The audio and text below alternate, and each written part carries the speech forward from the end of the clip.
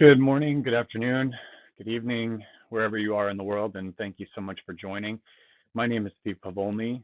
I serve as the head of advanced threat research at McAfee, and specifically my team is focused on vulnerability research. I'm going to be delivering a talk today called Sensory Overload, where we're going to focus on some of the key threats to today's vehicles. We're going to look back at the evolution of threats, but most of the time we're going to spend on an actual case study for research that came out of our team and how it represents threats for the next generation. You can find me on Twitter at @Povolny and also on LinkedIn. All right, let's get right into it. The ATR vulnerability team, a little bit about who we are and what we do. This is a small but very niche focused team that is primarily located in the US. We've got researchers in Plano outside of Dallas, and also in Hillsborough outside of Portland, although everybody's remote today, of course. And we have a few researchers across the EU as well in France and Ireland.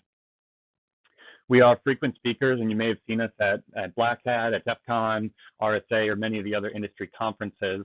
And the team is singularly focused on finding, analyzing, researching both original or zero-day vulnerabilities, as well as end-day or vulnerabilities that have come from industry research, and analyzing those and providing both content and protection for our customers and research and enlightenment for the industry. Most of the work we do falls into the categories of hardware, software, networking protocols, firmware, and everything in between. And you may be familiar with some of our prior work, which I'll just glaze over for now. We've done medical research for hospital protocols. We've done digital assistant research, including Cortana. We're able to fully unlock Windows 10 laptops, and a lot of IoT research. I'll show a slide shortly that has some detail on some of these categories. At DEF CON timeframe this year, we released content on robot hacking, and this was focusing on the Temi robot, which is a consumer turned enterprise robot that is increasingly used based on COVID in the medical space, and has now become the de facto choice of telepresence robotics within hospital systems. I spoke on facial recognition bypasses of modern passport systems at Black Hat this year in 2020, and looking at how the concepts of deepfakes, whether through images or videos, can lead to weaknesses and potential bypasses for facial recognition systems. We do a lot of work, of course, with enterprise software, so Windows and Linux operating systems and some of the other major players in this space. And recently we participated in and were partial winners of the Microsoft Azure Sphere Bug Bounty Program, where the team submitted 6 unique zero-day vulnerabilities, resulting in nearly $170,000 in winnings. And we are in the process of actually donating 100% of that to some of the most needy charities right now.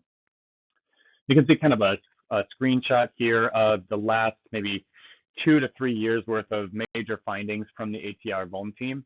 And I won't go into any detail on this. You saw some of these on the slide before, and I've got some screenshots of some of the images for some of my favorite ones. We will have a very short test at the end. If you can keep track of how many vehicle-related puns that I use throughout, then maybe we'll have a little prize or something, a challenge coin for the winner. But this is the focus of this talk is, of course, on vehicle security, and specifically we're going to be talking about sensors and automation behind those sensors. All right, without further ado, let's look into the evolution of the auto industry as a whole, and first focusing on whether a car meets the definition of Internet of Things device. My answer is increasingly without a doubt, but not necessarily definitively at this point, right? So we're seeing an evolution towards this target being a very clear IoT device. But let's give a definition to this that helps answer the question. So my concept of an IoT device or an IoT product is one that fits three to four different categories, 4 listed here. It automates one or more processes. It doesn't require direct user interaction.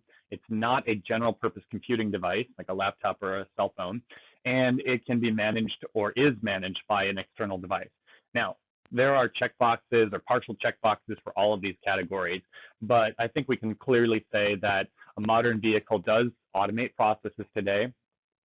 Right now, we do have user interaction required in almost every single vehicle. There are some exceptions for fully driverless vehicles, but I would say not as the status quo. They are not general purpose computing devices, so of course they're used for driving as well. And they are not necessarily managed by external devices at this point, although that is also increasingly true. Not true, excuse me, where fairly soon you may have a platform such as a mobile device that allows you to really fully control most aspects of the vehicle. And again, we're getting there. So that's why I say increasingly. But for today, we'll count the car as an IoT device. This is a very, very kind of obvious slide, but it does show kind of the rough beginning to end timeline of some of the major enhancements in the auto industry. We won't spend much time on this. So we had our first gasoline car in the late 1800s. We had the Model T, of course, and Henry Ford's disruption of the industry in 1908. In 1940 came the fully automatic transmission, and then from the 60s onwards, you had a battle between the U.S. and Japanese manufacturers for dominance in the automotive space. In the 80s is actually where the advent of kind of vehicular automation began. And in the late teens to 2020, where we are today, we have some dramatic technology enhancements that have really reshaped what a vehicle has become. And again, then if we look at kind of the core technology throughout the last 20 to 30 years, the mid 90s brought us, some really interesting enhancements that are now taken for granted. So in 95, we had stability control added, which was a major safety breakthrough. In 96, we had OBD and OBD2, which are the diagnostics and enabled for much more control and much more precision in understanding how a vehicle worked. In 98, brought the smart key. 98 also had airbags and the hybrid drivetrain, which we see very commonly today. 99, radar cruise control, which became an important feature for adaptive cruise control. We'll talk about that much more later. And in 2000, GPS navigation and the rear backup camera in 2002. So that's, of course, 18 years ago is a long time. A lot has happened in the last 18 years. We're going to talk about that. But first, I want to get into some of the attacks that we've seen over time. And we'll spend a few minutes on this just to understand how attacks on the automotive space have really evolved over the last 30 years. Well, of course, we started with forced entry into vehicles, the good old crowbar method where you wedge open the door. But then the key fob came around, and we were able to suddenly push a button and get remote entry. So in person, I kind of would ask, what year does anybody think that this was? And the answer might surprise you a little bit. It was actually in 1987 at the Chevy Elante that the key fob was introduced. And of course, it became an instant essential. Shortly after that, researchers realized that static codes were being sent with key fobs, same thing for a garage door, where they could be attacked by simply using a cheap radio to capture the static code and replay it, and that defeated the key fob in its classical form of the static key code. We'll get back to that in a little bit here. The onboard diagnostics in the 1990s really brought the first opportunity for researchers and adversaries to interact with engine management features. And this is essential, of course, because these are the major functionality of the car, and if you can control it, it's a disaster. In 2004, we had the remote engine start, and really no attacks against that feature in the wild, but of course now we had the addition of mobile applications and another hardware device that extended the attack surface. And then Sammy, a prominent researcher and hacker, designed the roll jam attack. And we're going to look a little bit more at the roll jam attack and how this works. So roll jam is the name that Sammy gave his device, which at the time cost about $32. You can buy this for just a mere, $15, $20, $25 here and assemble this kind of hardware. But the concept behind roll jam was essentially this jam and capture, jam, and then replay. And the idea behind this was that once rolling codes were instituted, they got rid of the static code feature where a single code was sent to unlock a vehicle, and instead chose from tens or hundreds of thousands of codes, seemingly randomly, and allowed for one of those codes to be transmitted, such that if you were actually trying to capture one of the codes, you would potentially be blocking it from being used, and you would have no way to actually replay that code. So RollJam fixed that problem by following these principles where the attacker could jam the first code being sent. So in other words, the vehicle owner clicks on the unlock button, that is jammed. Well, but the code is captured, right? Then they click it again, and instead of actually blocking the code, the attacker allows that second code just to be simply jammed. And then finally, they're going to replay that code back to the device originally, so that the original code, which was blocked from getting through, is actually transmitted through and unlocks the car.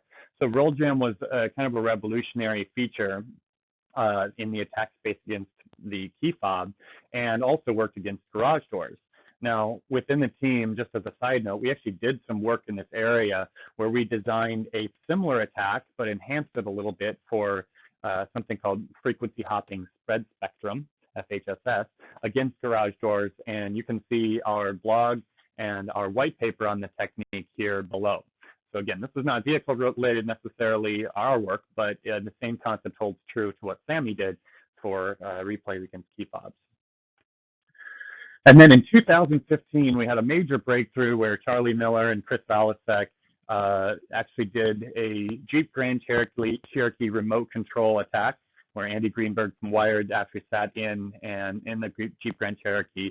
And first, the attackers sat with him and connected the laptop and actually hacked the vehicle live. But then they went remote and found vulnerabilities in the infotainment system that allowed them to control pretty much every aspect of the vehicle, including engine start-stop, steering functionality, and all of the other systems within the vehicle. Now, I put a link to the Wired article here in the video so you can watch it. It's about 5 minutes long. One thing that I think is pretty funny is shortly after this, in 2017, a movie came out called The Fate of the Furious, which was, of course, an enhancement of the Fast and the Furious series. And in that, the hacker, I think she's called Cypher, takes over a whole fleet of vehicles. And of course, the star vehicle, if you pause it at the right time, is a Jeep Grand Cherokee in the showroom, which she remotely starts and drives out of the showroom floor. So I always think it's kind of funny when industry and Hollywood collide a little bit there.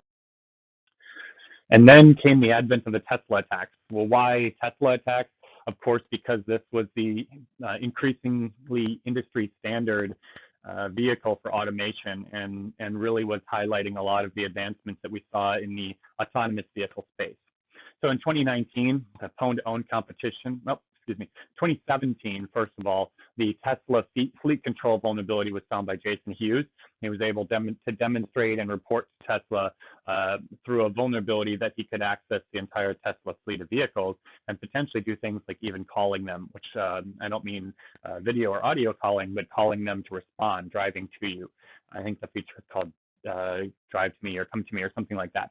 In 2019, at Pwn-to-Own, the well-known hacking competition, the researchers Amat Kama and Richard Zhu from Team Fluoracetate demonstrated a chain of vulnerabilities in the Tesla, I think it was a Model 3, and they were able to show that a JIT bug in the browser renderer, and that was part of the infotainment system, could be exploited to give them full remote control of the infotainment system.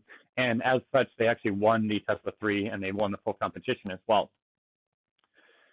Shortly after this time period, or I guess around this time period of the 2015 to 2020, we started to see the dawn of adversarial machine learning attacks, or what we like to call model hacking. So in 2019, Keen Security Lab wrote a paper where they could show that they could force lane changes for a Tesla by putting some stickers on the road. And then in 2020, our team actually demonstrated a adaptive cruise control attack where we could cause early versions of the Mobileye on Tesla to automatically speed adjust based on the speed limit sign that was seen. And we're going to go into full depth. This is our case study for today's research, so you'll see more about this. And during this time, of course, there were many other AML attacks. These are just a few of the more prominent ones. Before we get to kind of some of the unique threats and go into our case study, which is the meat of the talk, I want to look at automation, and that's what's really enabled a lot of these new attack surfaces over the last 10 years. So we have now levels of automation. I think it's levels 1 through 6 that were recently defined, and they go from fully manual transmission and full driver oversight on a vehicle to completely driverless, which we do have a few examples of today, but not rolled out in any kind of a meaningful way. A huge piece of making these levels of increasing automation safe are lowering the cost of the technology, and the way that that cost is lowered is by getting more people to use it and feel comfortable with it. If consumers aren't comfortable buying it, they're not going to feel comfortable moving towards this. There's, of course, much more to it. There's infrastructure and networking and telephony and all sorts of concepts that play in here. But fundamentally, this is one of the biggest underlying components. And that's why we've seen some of these new technologies being increasingly standardized in modern vehicles.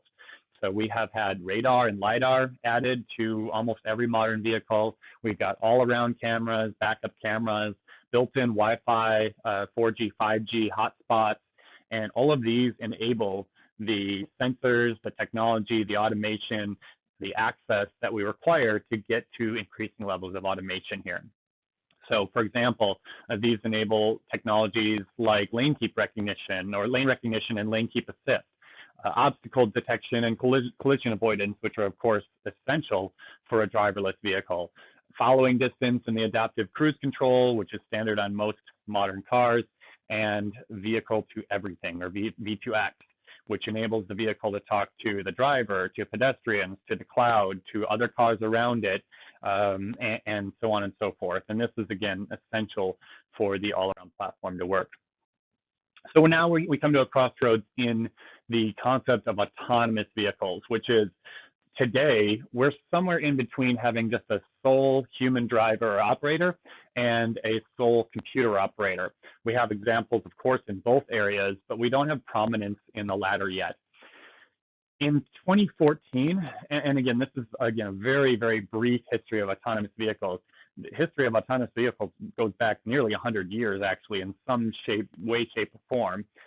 But what I like to think of as actual levels of autonomy can be demonstrated really in the last 5 to 10 years. So Navia Shuttle is the first self-driving vehicle for commercial sale, semi-autonomous vehicle. And then 2014, Tesla comes out with the Autopilot. And the Autopilot is fairly revolutionary on the Model S, and of course now standard, I think, on Teslas today, at least some forms of automation. In 2014, the levels of autonomy are actually introduced to the industry and standardized, and that's the level 1, which is full driver, to level 6, which is completely driverless automation levels. In 2015, Delphi Automated Vehicle completes its first coast-to-coast trip under computer control, which was a huge breakthrough. 2016, we had a little step back where we had the first fatal crash of a Tesla under computer control that could be proven as a mistake by the Tesla. In 2016, Singapore launches its self-driving taxi service. And then 2018, Lyft follows suit and introduces anonymous rideshare, of course, with a human overseer. And then 2019 and 2020, just some stats. 2019, total number of autonomous miles driven rises 40% to 2.87 million miles. So a lot of data being collected, and a lot of sensors engaging with conditions and reporting that all home. And then, of course, in the dumpster fire year of 2020, a lot less driving happening, both autonomous and manual. But just a little joke there. All right, so technical growth here and the enhancements that we've seen is really driving the security debt that we owe. So whenever we see these industrial revolutions, whether they're in automotive or medical space or industrial control systems, whatever it is, there's always a corresponding growth in threats. And we're going to look at some of the threats to vehicles that we see today. One such threat is the third-party network software. And this is probably the most prominent for a real-world threat, in that this is where the most weaknesses are found. Infotainment systems, telematics, third-party apps, emergency support systems like your OnStar. These are all internet accessible, of course, by nature, and as such, they really extend the attack surface prominently. And then you have other network points. For modern vehicles, you have a built-in Wi-Fi. If you don't have built-in, you've got a mobile device almost always in the car with you, and many of them connect to the vehicle. Cloud broker systems and anything else that allows external network access into the vehicle. We, of course, have our typical physical or local threats, things like RF attacks. We talked about roll jam and some of the keypad attacks that are capabilities today, remote start, and some of the other local features. And the feature creep is what's enabling this attack surface. So consumers want more and more, which is a great thing for the industry. Again, lowering that cost we talked about, but it can be a real negative in terms of the attack surface that it enables. And fundamentally, we have now this exceptionally complex system where we have a number of onboard sensors, such as the radar, the LiDAR, the cameras, and most of them are based on AI or underlying machine learning models that are collecting, harvesting, and making, near instantaneous decisions. And sometimes they're poorly trained or developed. Sometimes they have inherent blind spots, and these can really lead to problems in the field. We have a complete lack of software or network security built into vehicles today. So nobody has really gone out and effectively tackled the space. And I would argue that's because the real world attack surface has not been prominently exploited. I think we're ahead of our time here in security, but we're behind the ball in terms of protecting space. And that leads me to this point, which is one of the most relevant of the whole discussion, is we have close to zero, if not zero, real world examples of actual remote control vehicle attacks. And I think this is fascinating. It's like, why are we talking about this at all? And why is this not happening? To me, this is related to the incentive. And the incentive is still dictated by financial motivation. And if it's not, I think you have a risk-reward scenario that's too high for attackers. You also have an incredible level of technical difficulty to pull off these attacks. And even more so, because it's such an emerging industry and so high profile, the likelihood of generating a lot of attention, potentially prosecution, and being tracked for these types of attacks is really increasing the risk to threat actors.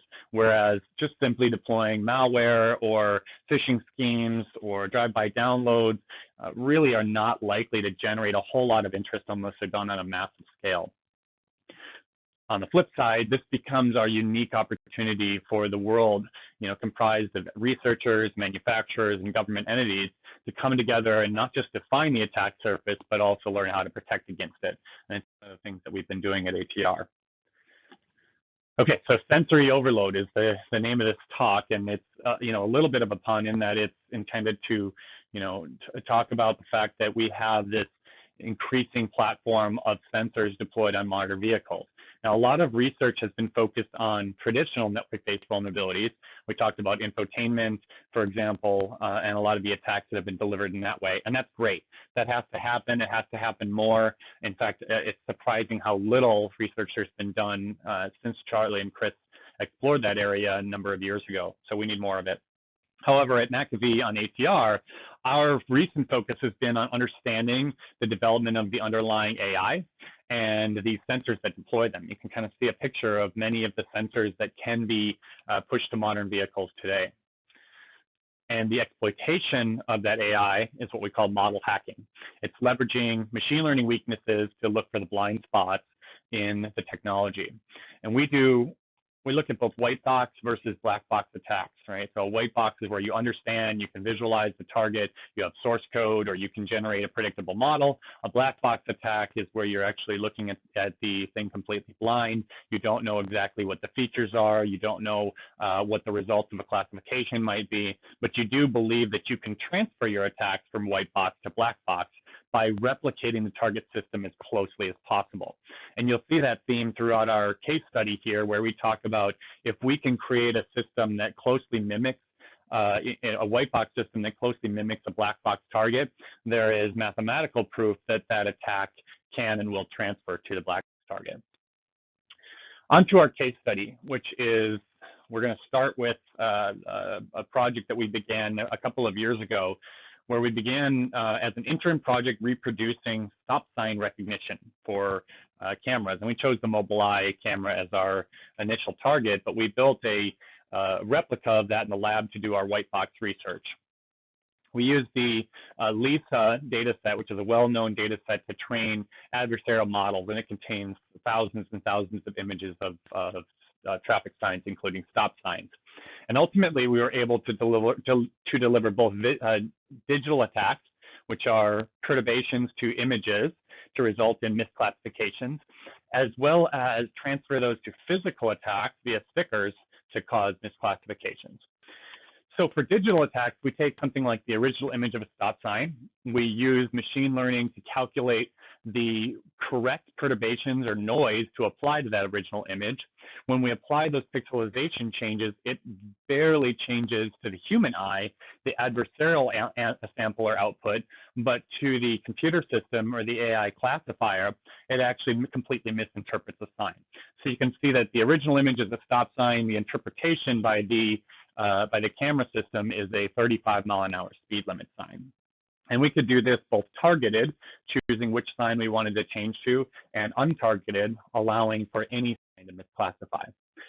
You can see some of the live predictions here where we have a stop sign. This is the physical representation of a digital attack. And the top prediction here for the classifier is that this is an added lane sign with a 73% confidence. Now, we decided to move on to a new target and enhance the original research that came from industry. And we're going to explore this and how we did this a lot more. So we began by shifting focus to speed limit signs, because the Mobileye camera at the time, and I still think as of now, did not display stop signs on the heads-up display in your vehicle. And that's challenging because we don't really know what the classification is. However, it does do speed limit signs, and we're going to see why that's relevant. So we studied the digital masks on traffic speed limit signs. And a digital mask is essentially the same concept as you saw before. We have our 35-mile-an-hour speed limit sign, which the camera reads in as a digital image, and it interprets it as a 35-mile-an-hour speed limit sign with a 98.5% confidence.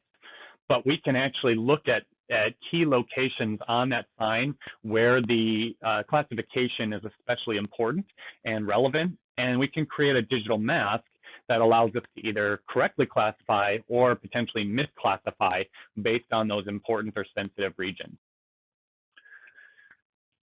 Then we decided to transfer this digital attack to physical. And to do this, we actually had to build another white box model, just like we did with the stop signs. So again, we set out and trained on an extensive image data set with LISA.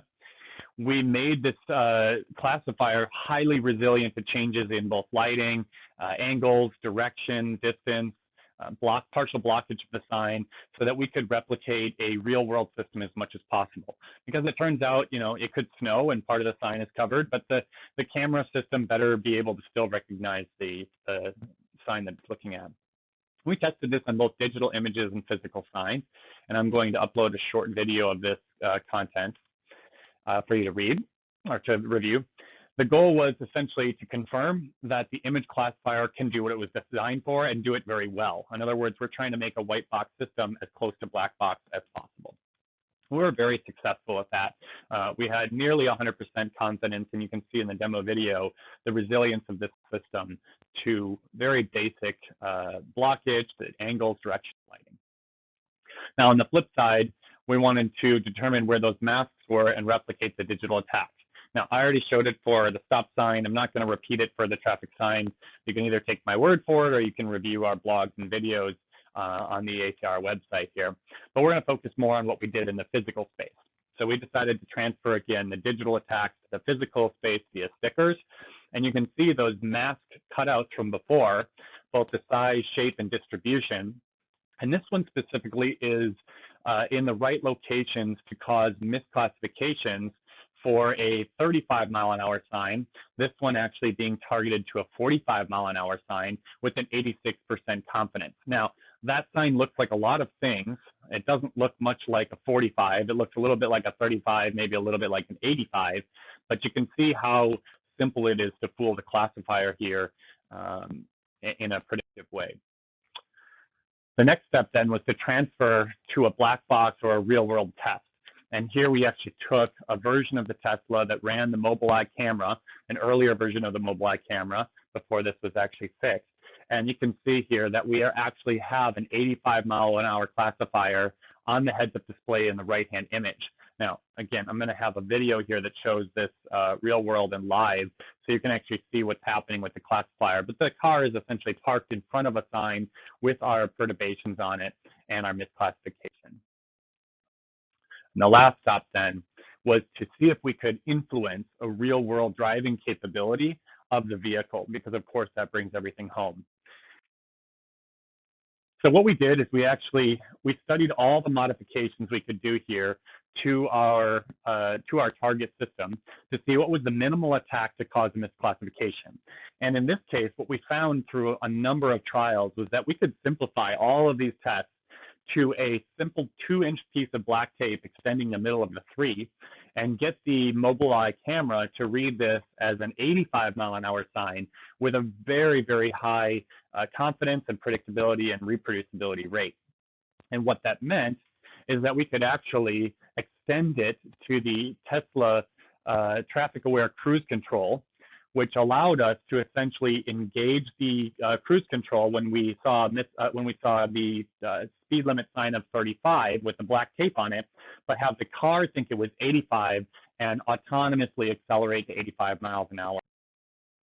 And of course, we published a video on that, and I'm uploading that as well so that you can review it. It's on YouTube as well if you just look for McAfee, ATR, and TACC, I think it'll be published under. So this was kind of groundbreaking for us in both the complexity of the research project and ultimately the simplicity of what we were able to find and demonstrate. But as we look forwards and look to the future of what do attacks look like, we can really use the history as a gauge for what we should be considering relevant for attackers. We're going to see smarter cars. The standard now, of course, is they're packed with sensors, cutting-edge tech. It's already the norm. The network features are going to be expanded even further, especially with the addition and standardization of 5G. And I think that's going to enable V2X in a completely new way. And the attack surface has grown very, very exponentially in the last 5 to 10 years. As we said, we haven't seen much in the real world space for practical attacks. It's mostly research focused, but I don't think it's going to be long before these threats are realized, and we have to deal with them beforehand. Now, if we think of ransomware as maybe one of the most prevalent threats in industry, it's also true that it could be a very powerful weapon for this industry of automotive. Imagine having your car locked out completely, or your engine shut down, or in the middle of the road, or a threat of it being shut down, or the threat of a crash, somebody remote controlling you. I'm pretty sure people are going to click that button that says pay your ransomware if their lives are at stake. So we have to be proactive. We have to encourage research in this space. We have to look to, again, industry, vendors, manufacturers, government, researchers to securely develop all areas of IoT, including automotive. I want to thank you so much for your time today. I hope you learned something. I did promise a little test at the end. I may have even used more puns than I thought I did. I had 6 that I captured throughout. If you had more, you're probably right. It's hard to do sometimes, and you can reach out to me via email if you were right on and you want to name them all, and maybe we'll send you something. So thank you so much. Hope you enjoyed, and appreciate your time.